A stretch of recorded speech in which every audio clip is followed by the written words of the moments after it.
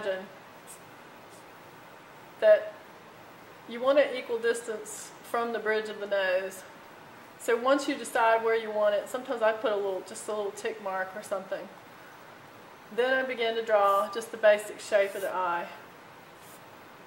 And it's okay to sketch it, because what you want to do is just indicate or map out where you want the eye.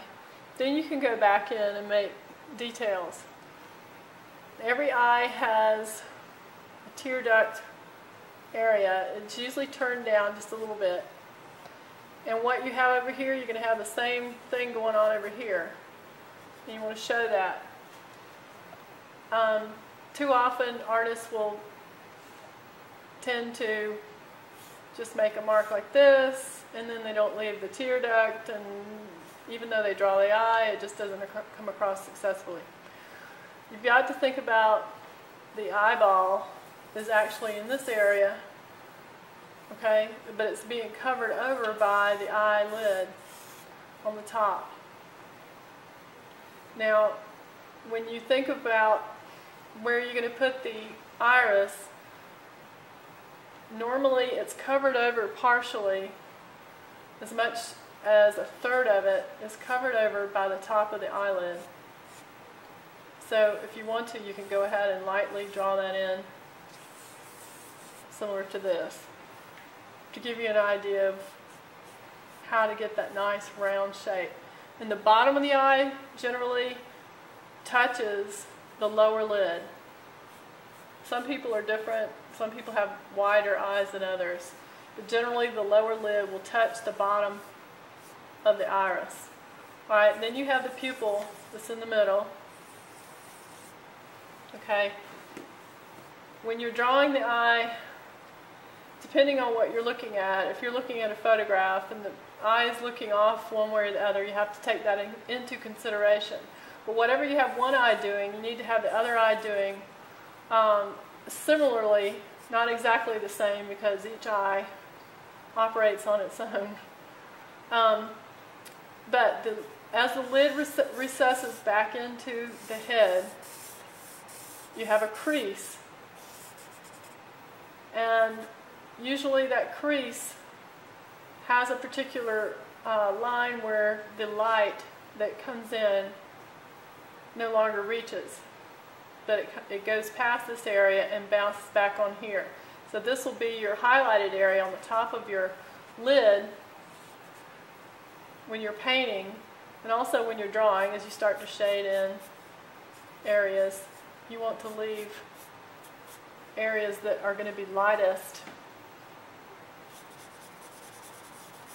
free from marks. Okay. So as you begin to do this, you also need to pay attention to the fact that normally when you're looking at someone, you don't see their top lid, you don't see the thickness of it. But if I were to look at it from the side, the eyeball is here and the eyelid comes over that. But the eyelid has a thickness and then it comes up. Okay? So the thickness, when you're looking straight at someone, you don't see that thickness at the top, but at the bottom, light comes in and reflects off of that ledge on the bottom lid. So very often you see that. So don't forget when you're drawing that in to indicate that there is a bottom lid. Okay, it doesn't usually, it kind of recedes into where the area for the corner of the eye is. Then it gets a little bit darker. Okay. Most people will have a bit of a, depending on how old they are especially, will have a bit of a darkened area right around here. The more tired you want someone to look, the more you would accentuate that. Also, as you look at someone's eye, generally their eyebrow lines up with the side of the nose. Okay? So if someone's nose is, if you were to run a straight line up, the eyebrow usually doesn't come over into here unless it's a unibrow. But the eyebrow will usually line up both here and to the side of the eye.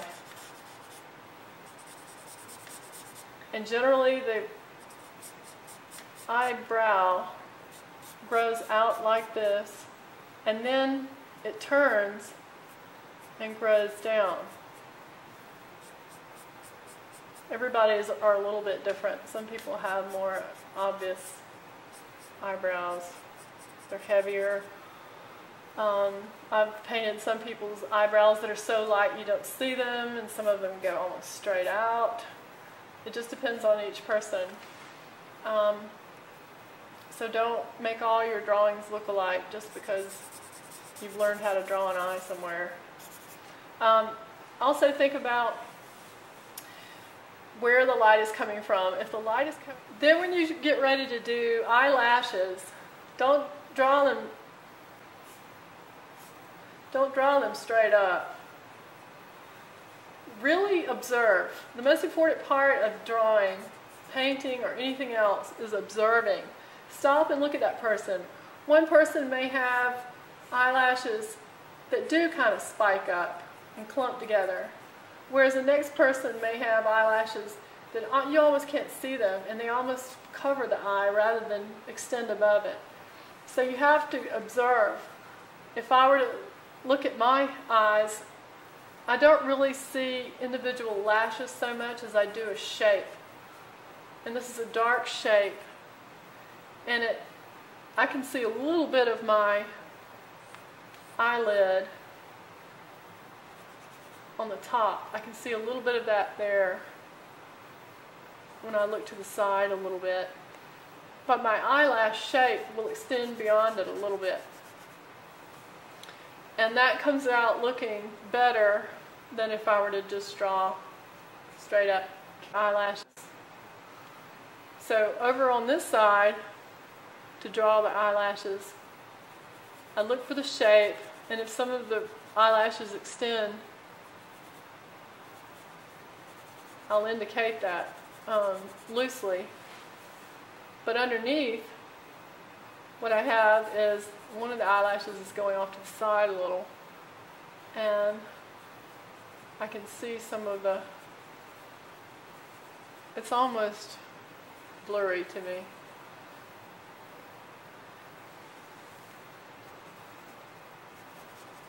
But think of the eyelashes more of a shape, as a shape rather than individual pieces. So anytime that you're drawing an eye, think about that dish and how that light comes through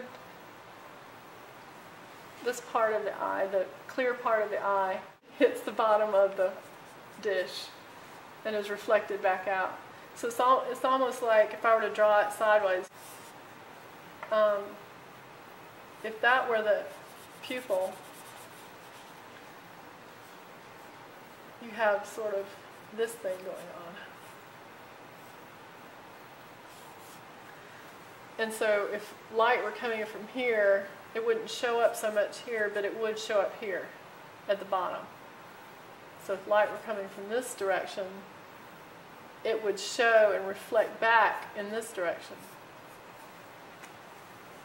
So if this were a cross section of this eye, if I were to take this and turn it sideways, that's what you would have, basically, showing the iris and how it closes up or opens up depending on, that's not actually the muscles or anything like that, that's just basically what you see, the effect that you see.